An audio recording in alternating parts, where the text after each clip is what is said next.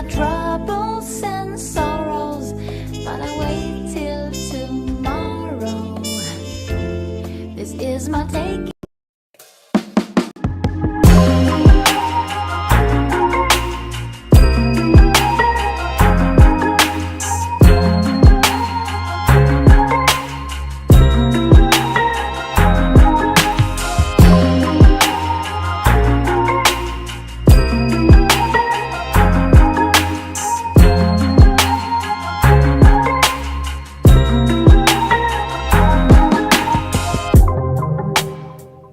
This is Dr. Batts with TAAN TV and Caring for the Caregivers series.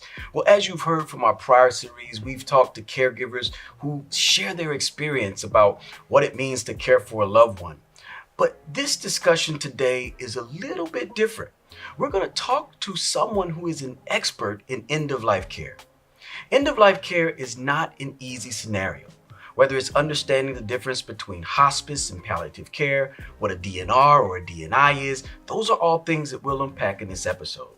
Well, as you know, I never do this alone. This is a big feat, and I am always joined by, again, as he says, Super Trooper, my co-host in this endeavor, Mr. Williams. Sir, how are you doing today? Well, thank you, Dr. Batts. I am doing mighty fine.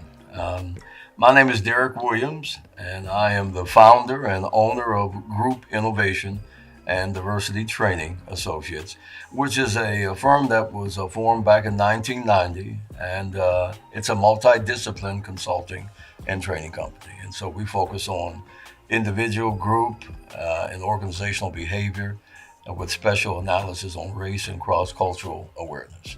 And it's a pleasure to be here again. Yes, sir. Well, as I mentioned, this task is one that we will truly focus on and embrace, but we are going to do it with an expert. Today, we have someone who's embraced end-of-life care in such a way where over years of experience in both the civilian sector and in the military, they've understand how to leverage and navigate not only paths for individuals or patients needing it, but also organizations. And in that, really created policies to drive what comes next when we're at end-of-life care. I want to introduce to some and present to others Miss LaKeisha Howard. How are you today, ma'am? I am so wonderful. Thank you so much for asking, and thank you so much, Dr. Batts, for having me on here today. Wonderful. Well, if you could, tell us a little bit about yourself. So, I'll fast forward real quick because there's so much to tell, but since we're talking about end of life, I will focus on that.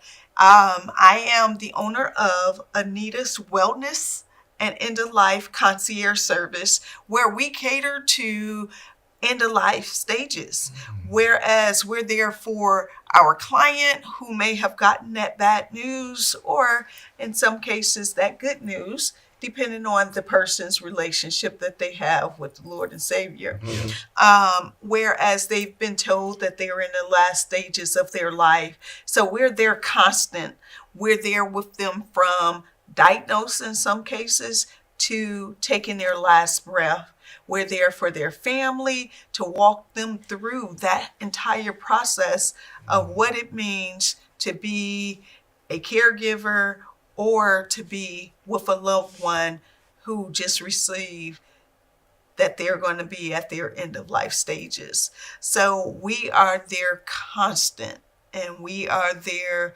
They're ones that will go out in the middle of the night and get them some ice cream when the doctor says they can't, but that's what they want because they're at the end stages. Why not give them that ice cream? Right. So that's what we do with Anita's Wellness and End of Life Concierge Service. Wonderful. And again, Mr. Williams, and we talked about this in a host of different episodes where there's this difference or dichotomy from a cultural standpoint in end-of-life care, and can you touch on how it differs or from your experience, what you've seen from us? Because I know we like to hold on. I'm just be honest. We'll go back to the science, but I know me, maybe, and then there's the Lord will make a way. I know that it's true. Can you talk about that from a cultural perspective?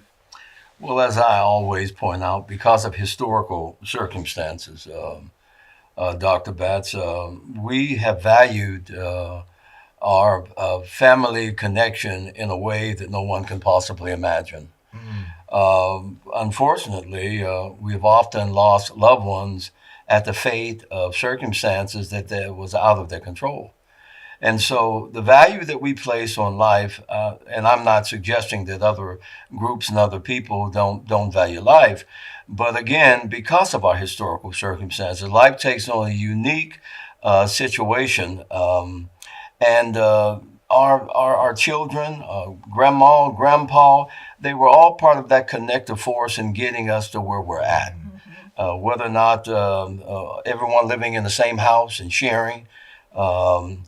It just seems that we hold on a little longer because we see family members not only as a resource, but spiritually we see them as a gift. Yes. And so there is a dichotomy. Sometimes the line is very thin, but I think with us, with African Americans and the foundational Americans, which you often hear being referred to, we just seem to hold on a little longer, and it's a little bit more painful. Yes, sir. So there is, from a cross-cultural standpoint, some unique factors that seem to station themselves in our group membership. And I think it's interesting that you talked about holding on a bit longer because, we had a guest that talked about, her approach to keeping those memories, right? One thing that I know, at least from a historical perspective, is this construct of oral tradition, right? Where grandmother would tell, the younger daughter, and the younger daughter would tell her daughter, and it just kind of carried on. And when individuals are moving into that end of life stage, how do you do that effectively is often a question. She talked about having a book available or filming or various things to hold on. Now, Ms. Howard, when you explain end of life care to someone, how would you describe it? How would you define it so folks can know, hey, are we close to end of life care? Are we far off? How would you define end of life care? So first and foremost, what I tell my clients and their family is, yes, your provider has told you you're at the end stages. However, God has the final say so of the time. Okay? He has the final say so. Not the provider, not you as the client, not the family, but he does. But in the meanwhile, so we won't have to say, I wish I could have, should have, did this and that. Okay? Oh, yes. In preparation, what I have my clients do, I have them do the videos. I have them write their stories. And sometimes what I'll do is I'll write the story for them in first person for that client to lead to their family. So when their families are preparing for the funeral or the family gathering, they have something that's directly from that client, their loved one, who actually ends up becoming part of my family as well, So they have something from that loved one to say their last words or to tell their story. So I prepare them in that way. Also, I have the family do a video depending on if their loved one is dealing with dementia or Alzheimer's. That video can be played at night because most of the time, in middle of the night when a family has left and went home, that loved one wakes up and they wonder where their family is at. That's brilliant. So the staff can cut that video on and that loved one has something to see in middle of the night. So preparation at all different angles is very important when a person is in the last stages of their life. And the biggest preparation, I will tell you, is making sure all of their documents and their affairs are in order. And not that it won't happen to me, I'll be okay. And for our culture, because we're talking about culture as well, that's one of the missing factors because we don't want to accept at some point all of us are going to go, right? Yes. Why not have all of your affairs in order so that when that time does come, your family is taken care of, your grandkids, their grandkids, their grandkids are all taken care of because of your legacy. We were just talking about legacy, Yes, right? that's right. So your legacy carries on. So I talk about all of those different things with my clients and their family to prepare them so that they don't have that shock, Yes. when Yes. their loved one takes that last breath. Yes. I'm with them in that moment. I'm it's such a beautiful thing. Yes. I know, Yes. Doc, you probably have seen, but witnessing someone transition and take that last breath, it's such a beautiful thing because you get to see and be with them.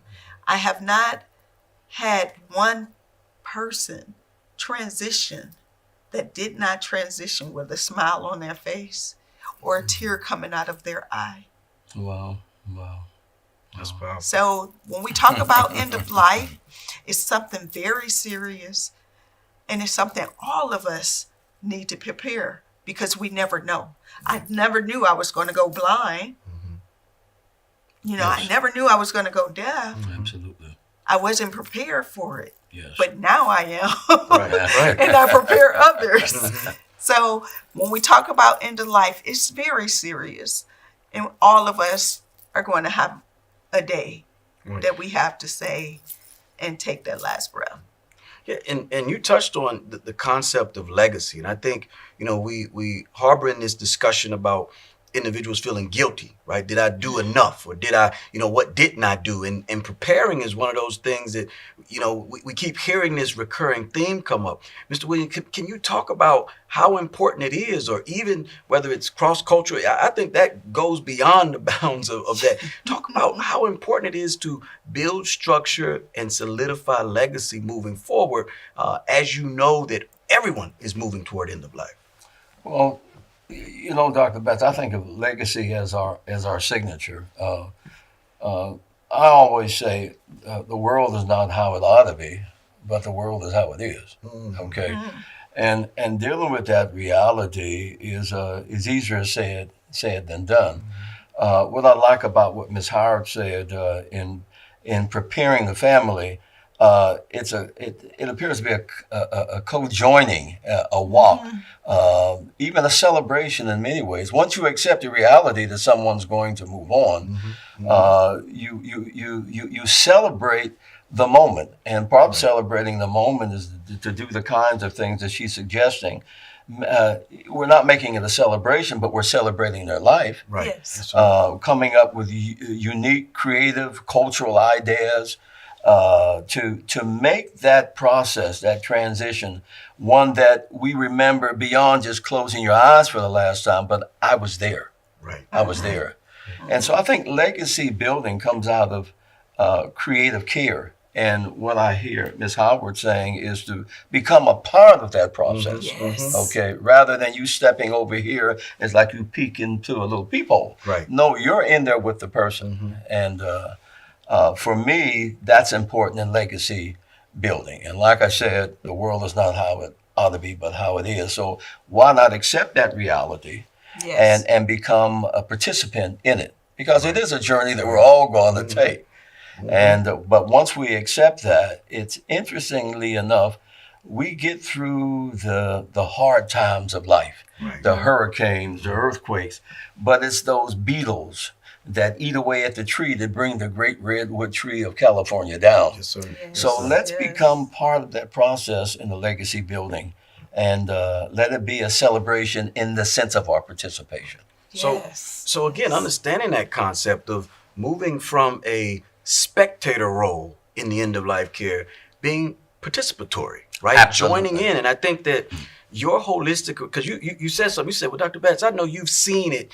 I can tell you that's the minority of end of life sessions that I have, where it is this participatory family around the bedside and various things like that. And I know we're close to that. How did you come up with the concept of creating a holistic approach to end-of-life care, and what would be maybe some keys that as people look for end-of-life care solutions that they should ask, right? What should I ask? How do I find, because, not everybody's going to be able to reach out to you. Our show, lucky for us, is national. So they might want that holistic care, but what things should they ask to prompt it, and how did you come up with it? So I must share this. I witnessed and experienced my elders, my great-grandmother, my grandfather, my grandmother, my additional grandmother, and my mom transition. Okay.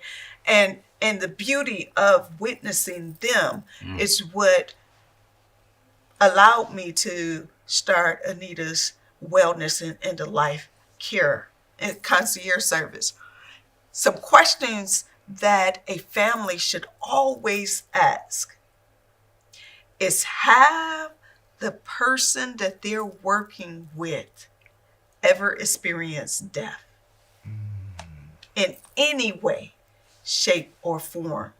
Because if they have not, they would not be able to walk through that process with that family and their loved one. That is the first thing that I can't stress the importance of asking that, because this, when we talk about end of life and hospice care, it's not for everybody. No.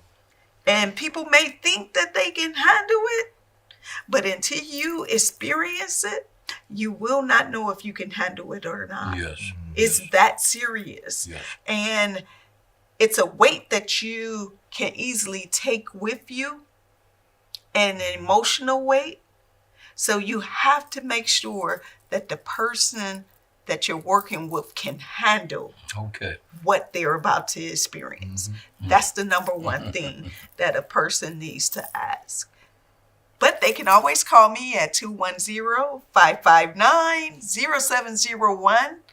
It is a well-known phone number in the community, 210-559-0701. I believe in making sure everyone is prepared in every aspect. We talk about legacy. They have to be prepared. If they're not educated on what legacy truly means, they won't be prepared. Absolutely. Now in that, let's. I know we gotta run here shortly, but I want to. So Howard, so if someone says, well, does my loved one need hospice or palliative care? What's the difference between those two, and how do you counsel your clients in terms of, this is the pathway, or these are the pathways, and I'll help you all make that? How do you do that? So for me, they work hand in hand, right? But hospice, a person can be on hospice for a number of years before they transition. So it just depends on where that individual is at in the stages of whatever it is that they're going through. In that moment, things can change, right? When you've been diagnosed and you've been told palliative or hospice, whichever it is, I always tell clients, it is best to have a end-of-life doula with you. Alone that way. That's what I am. I'm also a certified CNA. Have someone with you to be able to walk you through either side. Palliative care, where the loved one is going to be receiving, they may be receiving additional invasive care during that process, or they may be in hospice where the provider says there's nothing else that we can do whatsoever but make your loved one comfortable. Have a doula with you, because they're going to be your constant, not hospice, because people transition out, right? The doctors transition and the nurses. Palliative care, same thing. They transition, the nurses and everybody. But that doula is going to be there from start to finish. In my case, I follow the family as long as they have me follow them. Well, that is truly beautiful and amazing. And what I'll say is, it's rare, right? It's rare that you hear someone, and I'm going to say a word, it may have coined it, navigate this concept of a holistic homegoing.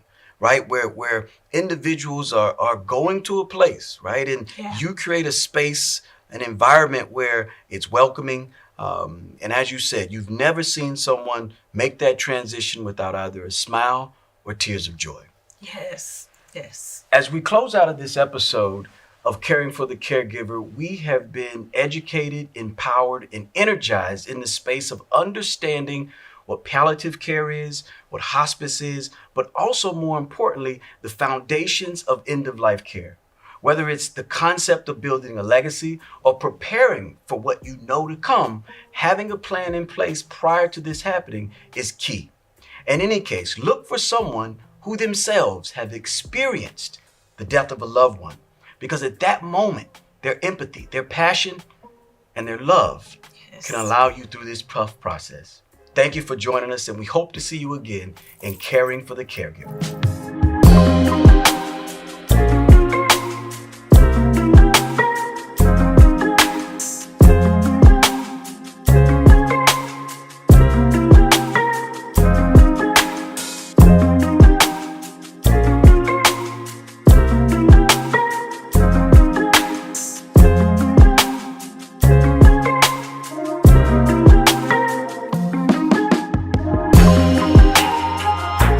And I got troubles and sorrows, but I wait till tomorrow. This is my take